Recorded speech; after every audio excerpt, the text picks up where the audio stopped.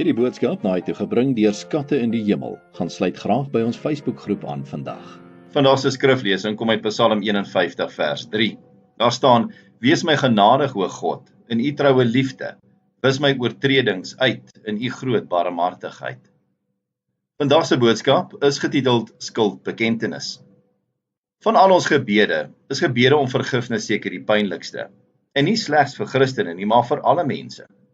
Tog loop sondebelydenis en die navolging van Christus hand aan hand. Dis niks niets nie.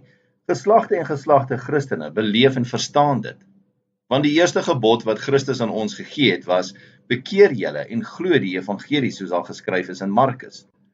En voor dit het geslagte en geslagte hulle beroep op Psalm 51 om hulle te help met skuldbelydenis voor die aangesig van God.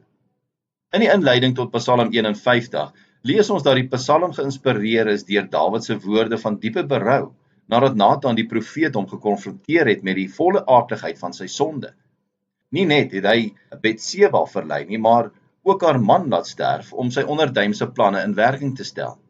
Toe hy egter deur die profeet Nathan gekonfronteer is met God se woord, het Dawid berou gehad. En dit is presies hoe die Here berou in ons harte bewerkstellig. Net soos geloof deur die hoor van God se woord in ons harte werk, so word vergifnis deur belydenis van sonde bewerkstellig. Belydenis is trouens onafskeidbaar van geloof. Kom ons bid saam. Hemelse Vader, om deur die sonde gekonfronteer te word is pynlik en ontstellend. Om ons sonde te bely is helaas die enigste manier waarop ons lewe kan herstel. En dankie Here vir die gawe van vergifnis wanneer ons sondes bely. Ons bid dit in Jesus naam. Amen.